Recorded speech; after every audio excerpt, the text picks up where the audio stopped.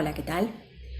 Mi nombre es Macarena Martínez Coitiño y la verdad que es un placer poder estar con ustedes en esta semana de la Fonoaudiología 2023.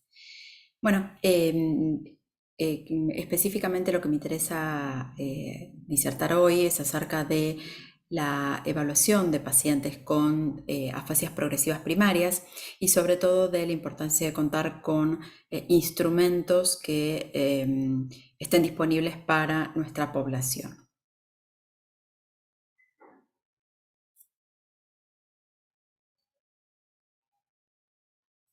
Bueno, voy a empezar contándoles un poquito cómo voy a organizar esta charla. En principio voy a definir lo que es afasia progresiva primaria y voy a hablar un poco también de las variantes, qué es lo que tenemos que conocer para poder hacer un diagnóstico preciso de estos pacientes, las baterías que hay disponibles, las baterías generales de evaluación del lenguaje que suelen utilizarse en el diagnóstico.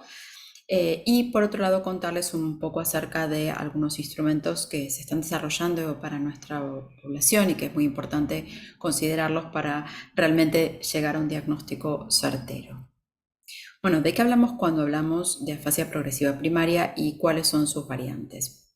Bueno, la afasia progresiva primaria es una entidad que, si bien actualmente es un poco más conocida, muchos profesionales aún desconocen de qué se trata. Entonces, es importante hacer referencia a que la afasia progresiva primaria es un síndrome clínico que tiene una etiología neurodegenerativa y que forma parte de la demencia frontotemporal, específicamente es la variante temporal de la demencia frontotemporal, que se caracteriza por un deterioro progresivo del lenguaje. Es muy importante que sepamos que para hacer un diagnóstico de afasia progresiva primaria, tenemos que tener en cuenta que el paciente tiene que tener dificultades en el procesamiento del lenguaje.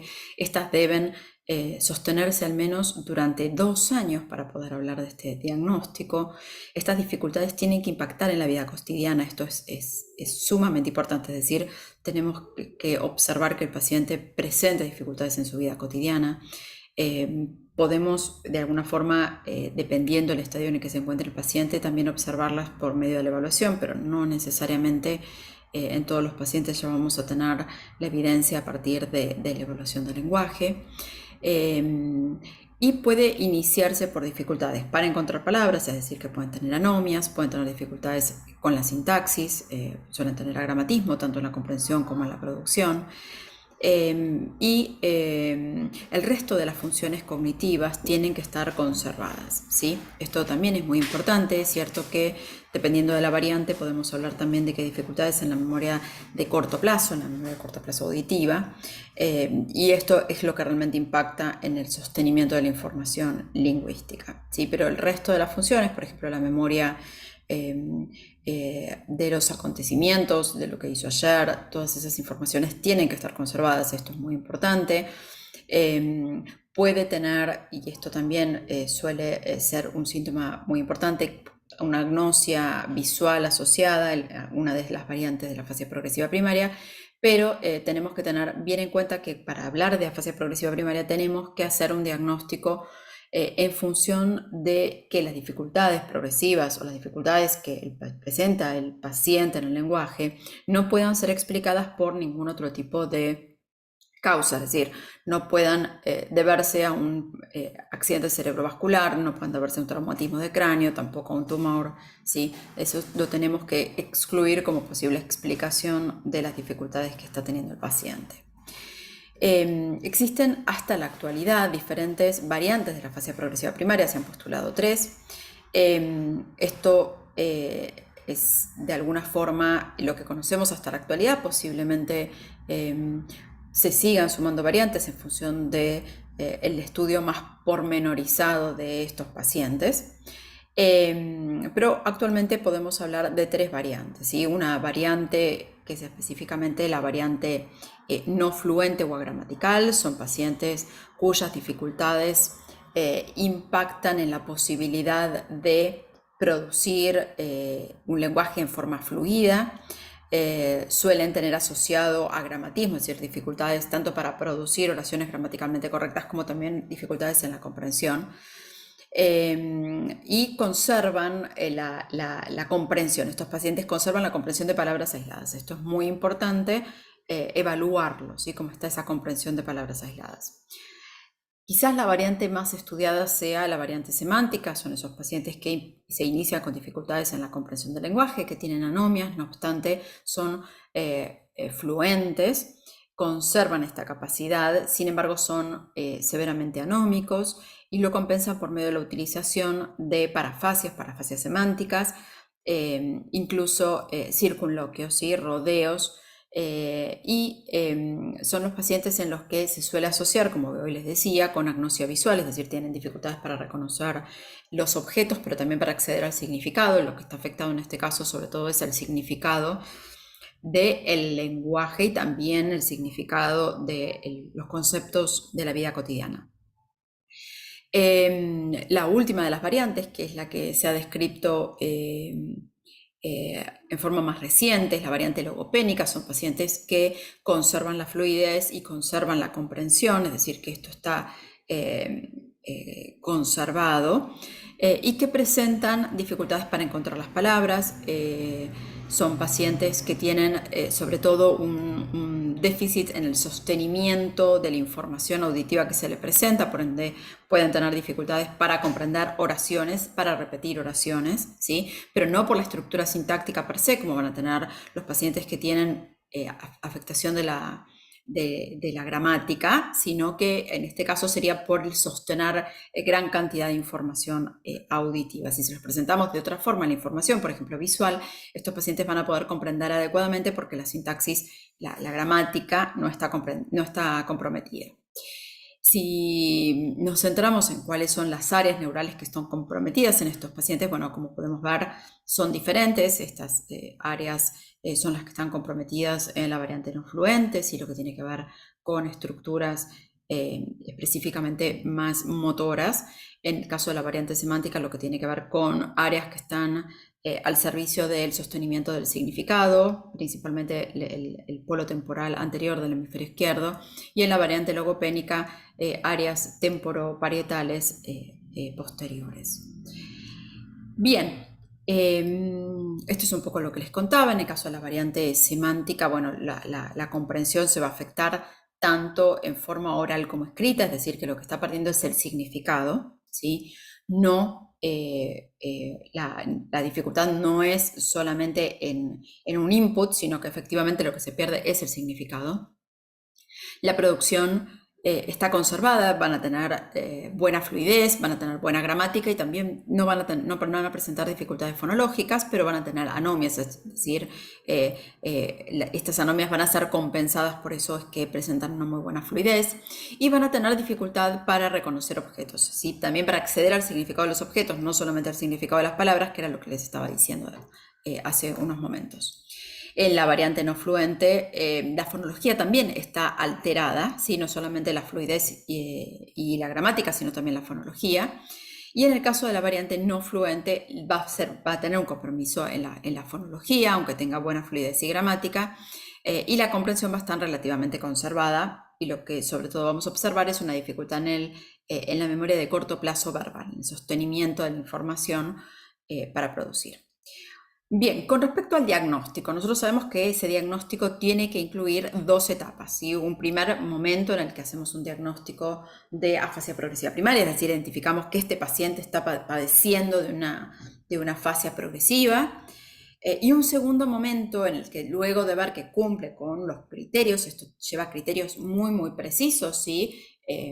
Para poder hacer un diagnóstico tenemos que tener en cuenta los criterios, tanto para el diagnóstico de afasia progresiva primaria, como también después el diagnóstico de la variante que padece ese paciente. Bueno, en ese caso lo que vamos a hacer es centrarnos en un consenso que hay en la actualidad, según el cual hay características que son centrales para cada una de estas variantes, ¿sí? Que tienen que cumplirse y estar presentes, y también otras características que se suman al diagnóstico y que también podemos identificar en estos pacientes. Esto efectivamente es necesario para poder hacer el diagnóstico. Bien, con respecto a la evaluación, nosotros tenemos en nuestra población disponibles baterías muy generales y baterías que han sido desarrolladas para la evaluación de pacientes eh, eh, que padecen afasias por lesiones focales y en el último tiempo se están diseñando herramientas específicas para la evaluación de pacientes con afasias progresivas primarias. Esto es muy importante y es algo en lo que tenemos que seguir trabajando y me interesa sobre todo traerlo en este momento, en esta semana, ponerlo de manifiesto porque necesitamos el esfuerzo mancomunado como para poder identificar estos pacientes y poder validar estas herramientas, ¿sí? Y poder tener disponibles esto para nuestra población. Existen algunas baterías generales que incluso las podemos administrar como una totalidad o seleccionar algunas tareas para poder evaluar estos pacientes, que es lo que de alguna forma estábamos haciendo a lo largo de todo este tiempo, pero también tenemos la posibilidad de empezar a utilizar herramientas específicas para estos pacientes, que como vuelvo a decirles, todavía no han sido todas validadas para nuestra población y estamos en el momento en el que necesitamos desde la investigación clínica tener un corpus de pacientes, ¿sí? Para poder realmente ver cómo se desempeñan y poder realmente validar estas herramientas, que muchas de ellas no han sido creadas para nuestra población, sino que estamos adaptándolas y validándolas en nuestra población. ¿Cuáles son las baterías generales? Bueno, nosotros sabemos que existen baterías generales como la BAPSI o como el test de evaluación de las afasias de Boston. Son dos instrumentos que no fueron creados para la evaluación de pacientes con afasias progresivas primarias, pero que podemos utilizar. Lo que puede ocurrir, ¿qué es? Bueno, lo que puede ocurrir es que no sean sensibles, y es lo que suele ocurrir, no son sensibles a la identificación de pacientes con este tipo de dificultades, sobre todo en estadios tempranos, ¿sí? De la enfermedad, que es cuanto más nos importa poder hacer un diagnóstico, porque cuando el paciente realmente está muy avanzado, bueno, la dificultad ya no nos queda duda de qué es lo que está pasando, pero sobre todo en los estadios iniciales es muy importante contar con instrumentos específicos. Y por otro lado, que llevan a nomenclaturas que no son las más adecuadas para el diagnóstico de los pacientes con afasias progresivas primarias. ¿Podemos generar una batería ad hoc? Sí, efectivamente, podemos generar una batería ad hoc. ¿Cómo la podemos hacer? Bueno, contemplando ciertas áreas que tienen que estar incluidas en la evaluación, ¿sí?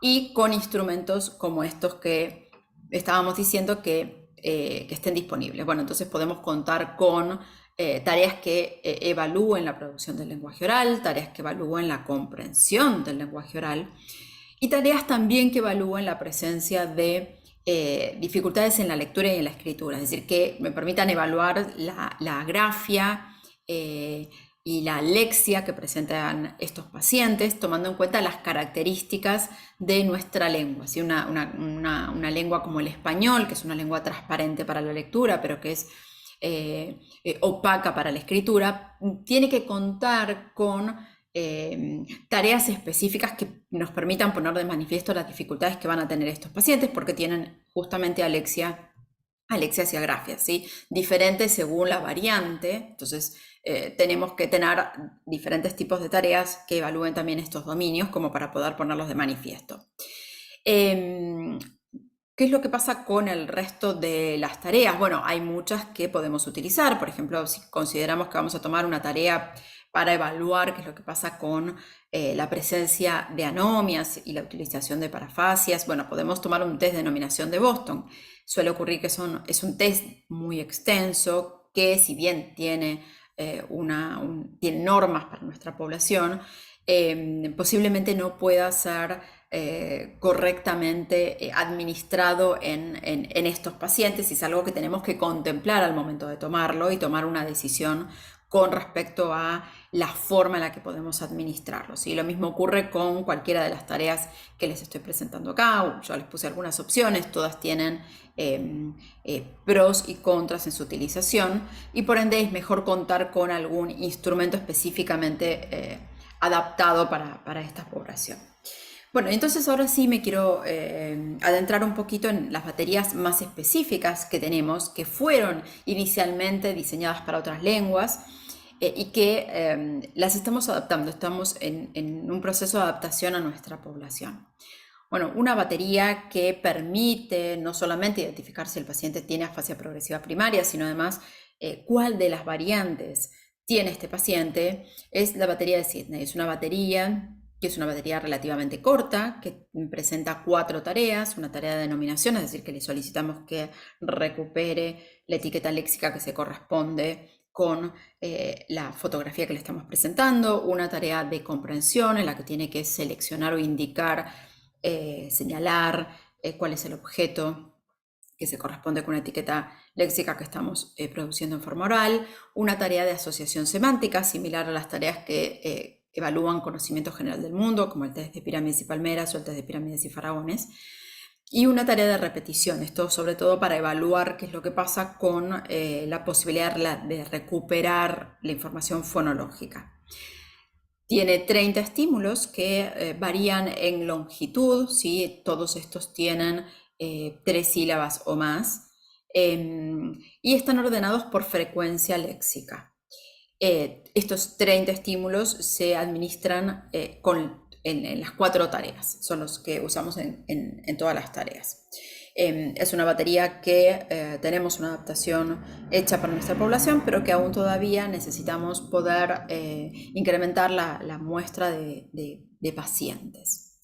Otra de las tareas es uno de los test que en realidad estuvo planteado para simplemente diferenciar entre afasias progresivas primarias, variantes fluentes y no fluentes, es el test de repetir y señalar. Es un test muy simple, no permite hacer un diagnóstico de las 3 variantes, sino solamente si es fluente o no fluente. Vuelvo a repetir esto porque es importante, es un test previo al momento de hablar de la variante logopénica, que incluye 2 momentos, ¿sí? Un primer momento en el que le pedimos simplemente al paciente que repita una palabra, por ejemplo flamenco.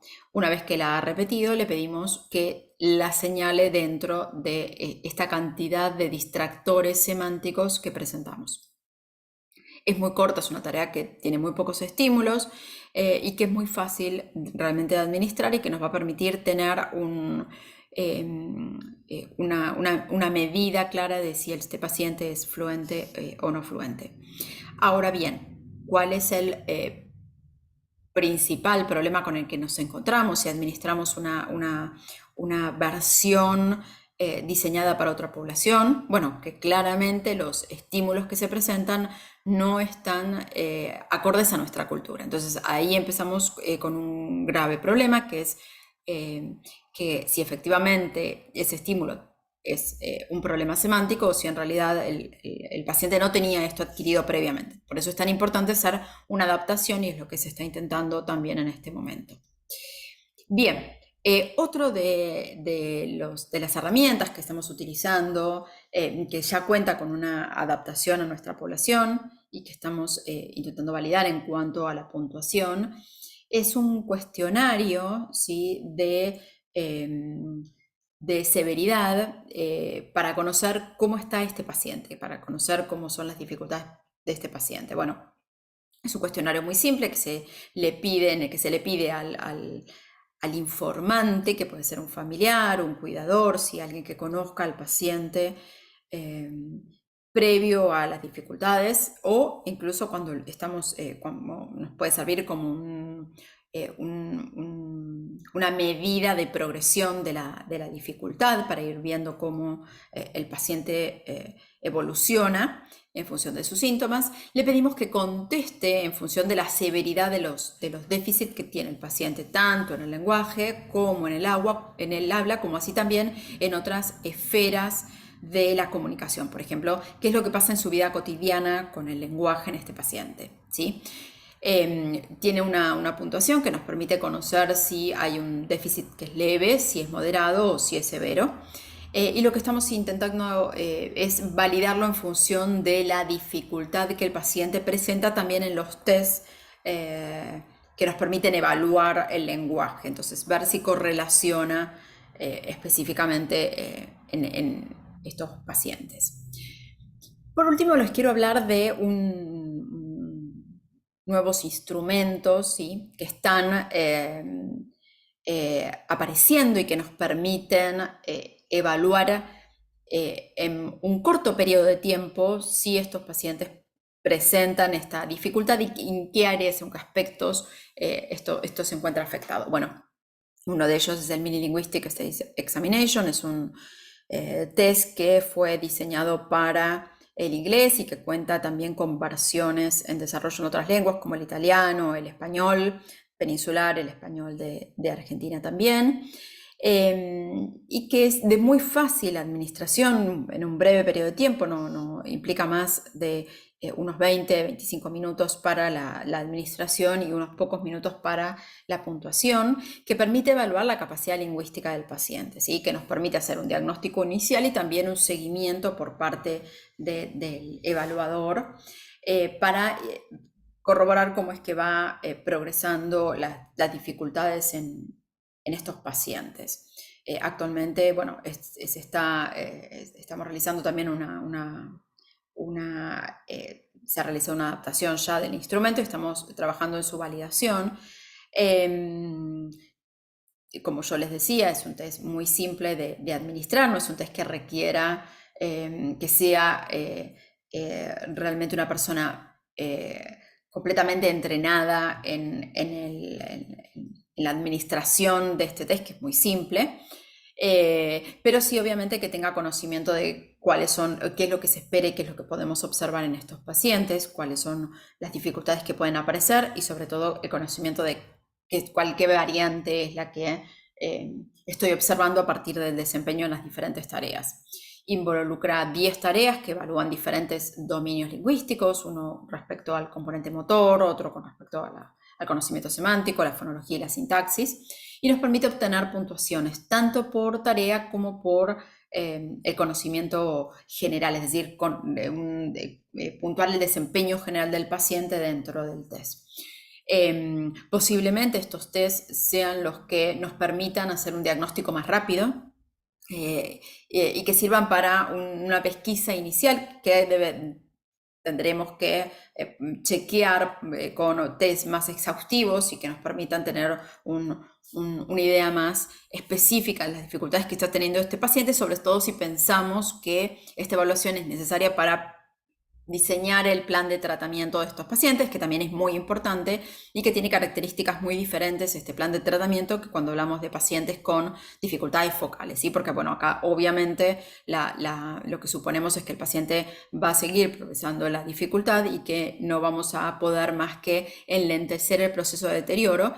Entonces tenemos que tener muy en claro cuáles son los objetivos, cómo abordarlos, cómo trabajar y qué sería en este caso un tratamiento que sea eficaz cuando estamos ante una patología progresiva. Bueno, muchas gracias. Me interesaba sobre todo contarles un poco de esto porque es un tema que actualmente involucra al campo fonoaudiológico. Es muy importante que podamos participar todos en esta búsqueda de lograr instrumentos que estén adaptados y validados para nuestra población.